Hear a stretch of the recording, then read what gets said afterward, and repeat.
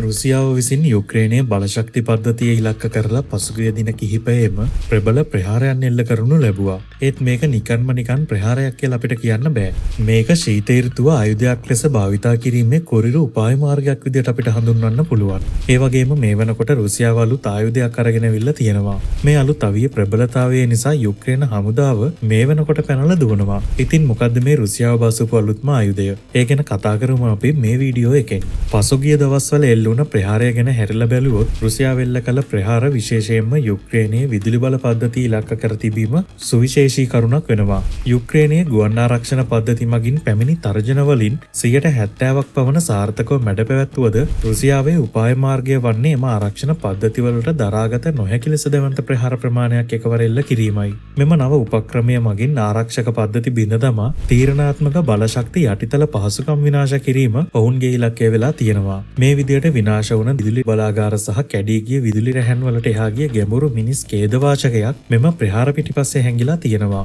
යුක්‍රේනයේ ළමයිට මේ වෙනකොට පාඩම් කරන්න වෙලා තියෙන ඉටිපන්දම් එළියෙන්. මේ නිසා යුක්‍රේනයේ ළමයි ඉගෙනීමේ කටයුතු කරන්න විශාල පීඩනයක් මැද අලුත් වැඩියා කණ්ඩායම් රුසියානු ඩ්‍රෝන යානාවල තර්ජන මැද්දේ පවා වෙහෙස නොබලා සේවයේදී සිටිනවා. යුරෝපා සංගමය විසින් චර්නිහිව් වෙත වහම ආධාර ලබා දී ඇති අතර යුරෝ බිලියනයක ශීත ඍතු ආධාර පැකේජයක්ද සැලසුම් කරලා තියෙනවා. ඉතින් මේ විදියට කරන්ට් එක නැතුණම ෆෝන් charge කරගන්න, සීතල නැති කරගන්න වගේම එකිනෙකා හමු වෙන්න මේ වෙනකොට යුක්‍රේනයේ පුරා ප්‍රජා මධ්‍යස්ථාන හදලා තියෙනවා. මේ ප්‍රජා මධ්‍යස්ථාන වලට කියන්නේ ඉන්වින්සිබිලිටි සෙන්ටර් කියලා. යුක්‍රේනයේ ගොඩක් නගරවල මේ වගේ ස්ථාන පිහිටා තිබෙනවා. මේවා ඉස්සරහා ලොකු පොලිම් දකින්න ලැබෙන බව තමයි වාර්තා වෙන්නේ. මේ යුක්‍රේන රුසියා යුද්ධය විසින් නිර්මාණය කර ඇති නව කටුක සාමාන්‍ය තත්ත්වයක්. කොහොම හරි රුසියාව කියලා කියන්නේ යුද බලයෙන් ගොඩක් ඉස්සරහින් ඉන්න රටක්. යුක්‍රේනය වගේ රටක් ප්‍රබල යුද බලයක් තියෙන රුසියාව වගේ රටක් එක්ක යුද්ධ කරනවා කියලා කියන්නේ ඒක ප්‍රායෝගික කාරණයක් නෙවෙයි. සෙලෙන්ස්කිගේ පඬිතකම හින්දා අන්තිමට විඳවන්න වෙලා තියෙන්නේ රටේ ජනතාවට.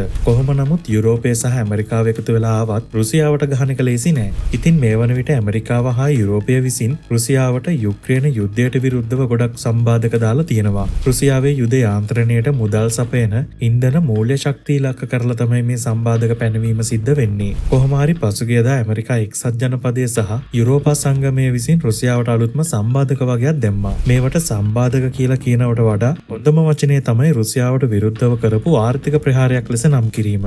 මෙම නව සම්බාධක මාලාවේ වඩාත්ම අනපේක්ෂිත අංගය වන්නේ ඒට මූලිකත්වය අරගෙන ක්‍රියා කළේ ඩොනල්ඩ් ට්‍රම්ප් වීමයි. මීට පෙර පුටින් සමග ඍජු රාජතාන්ත්‍රික සාකච්ඡා සඳහා වැඩි කැමැත්තක් දැක්වූ ඩොනල්ඩ් ට්‍රම්ප් දැන් අවලංගු කර ඇති බුඩාපෙස්ට් සමුළුව වැනි ක්‍රියාමාර්ග හරහා ගැටලු විසඳීමට උත්සාහ කරනවා. නමුත් ඔහුගේ මෙම නව ආක්‍රමණශීලී ස්ථාවරය බොහෝ දෙනා පුදුමයට පත් කරලා තියෙනවා. මෙම හදිසි ප්‍රතිපත්තිමය කාරණයට හේතුව ලෙස ඔහු කෙලින්ම පෙන්වා දුන්නේ මොස්කව් පාලනය සාමක්‍රියාවලියක් සඳහා බැරෑරුම් කැපවීමක් නොපෙන්වීමයි. මෙම ස්ථාවරය වෙනස් කිරීම ඉතා වැදගත් වන්නේ මාස ගණනාවක් වොෂින්ටනයට බලපෑම් කරමින් සිටි යුරෝපා සංගමය වඩාත් දැඩි ක්‍රියාමාර්ග සඳහා වූ අවස්ථාව එය විසින් විවෘත කිරීමයි. ට්‍රම්ප්ගේ නායකත්වය සමස්ත සම්බාධක පැකේජයම ක්‍රියාත්මක කිරීමට අත්‍යවශ්‍ය වුණා. අනෙත් එක මේ සම්බාධක දැම්මේ රුසියාවට විතරක් නෙවෙයි. යුරෝපා සංගමය විසින් චීන තෙල් පිරිපහදු දෙකකට සහ එක් තෙල් වෙළෙන්දකට එරෙහිව සම්බාධක පනවා තියෙනවා. මේ ඉතා වැදගත් උත්සන්න වීමක් වන්නේ මින් පෙර පැනවූ සම්බාධක මගහැරීමට රුසියාවට උදව් කළ තෙවන පාර්ශවීය රටවල ආයතන ඍජු ඉලක්ක කිරීමට යුරෝපය පියවරගෙන ඇති බැවින් මෙම පියවර මගින් සම්බාධක පැනවීමෙන් පසු රුසියාවේ තෙල් අපනයනයෙන් 15%ක පමණ ප්‍රමාණයක් ඉලක්ක කරන අතර එය බීජින් පාලනයේ දැඩි විරෝධයට හේතු වී තියෙනවා. ඒ වගේම මෙම සම්බාධක මගින් රුසියාව භාවිතා කළ නවීන මූල්‍ය හා බලශක්ති හිඩස් වැසීමටද තීරණය කරලා තියෙනවා. පළමුව යුරෝපා සංගමය විසින් LNG ගෑස් සඳහා අධීරෙන් අධීර ක්‍රියාත්මක වන සම්පූර්ණ තහනමක් හඳුන්වා දී තියෙනවා.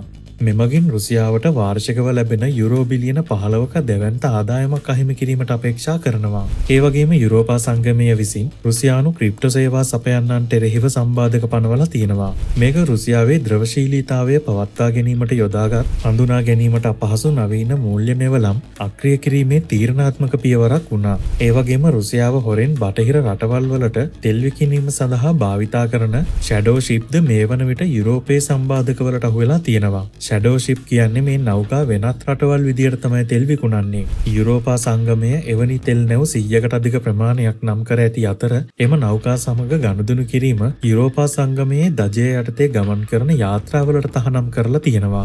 මෙමගින් රුසියාවේ ආර්ථික උපාය මාර්ගයට ඍජුව පහර දෙන අතර මෙම පීඩනය කෙතරම්ද යත් රුසියානු ජනාධිපති ව්ලාඩිමීර් පුටින්ට පවා යම් පාඩු සිදු වූ බවට පිළිගන්න සිදු වුණා. මේ අතර මේ වන විට රුසියාව විසින් යුක්‍රේන යුද පිටියට අලුතින්ම පියාඹන ග්ලයිඩ් බෝම්බ අරන් ඇවිල්ලා තියෙනවා. සෝවියට් යුගයේ තිබ්බ පරණ බෝම්බවලට පියාපත් හයි කරලා තමයි මේ බෝම්බ හදලා තියෙන්නේ. මේ පියාපත් සහිත බෝම්බවලට නිවැරදි ඉලක්කයට පියාසර කරන්න චන්ද්‍රිකා මඟ පෙන්වීමේ පද්ධතියක් තියෙනවා. මේවා රුසියාවට ඉතාම අඩු මුදලකට වගේම වැඩි වේගයකින් සෑදීමේ හැකියාව තියෙනවා. ඩොලර් ලක්ෂ ගණනක් වැය කරන ක්‍රූස් මිසයිලයක් හා සසඳන විට මෙය අතිශයින්ම ලාභදායී වීම වගේම වැඩි වශයෙන් නිර්මාණය කිරීමට හැකිවීම මේකේ ප්‍රායෝගික බව වැඩිවීම සඳහා හේතුවක් වෙලා තියෙනවා. මේ ග්ලයිඩ් බෝම්බවල පිපුරුම් බලයත් සාමාන්‍ය ආයුධ වගේ කිහිප ගුණයක් පමණ වෙනවා. කොහොම හරි රුසියාව අලුතෙන් හදන මේ ග්ලයිඩ් බෝම්බවල පරාසය කිලෝමීටර් 150ත් 200ත් අතර කියලා කියනවා. ඒ වගේම මේවා ගමන් කරන්නේ ගොඩක් පහතින්. ඉතින් ගොඩක් පහතින් ගමන් කරන හින්දා මේ ග්ලයිඩ් බෝම්බ මිසයිල් ආරක්ෂණ පද්ධති වලට හඳුන ගන්න අමාරුයි. අනෙත් අතට අපි හිතමුකෝ මේක කොහොම හරි රේඩාර් වලට අහුණා කියලා. එතකොට මිසයිල් ආරක්ෂණ පද්ධති මගින් කරන්නේ ඒ ග්ලයිඩ් බෝම්බ තියෙන පැත්තට මිසයිලයක් යවන එක.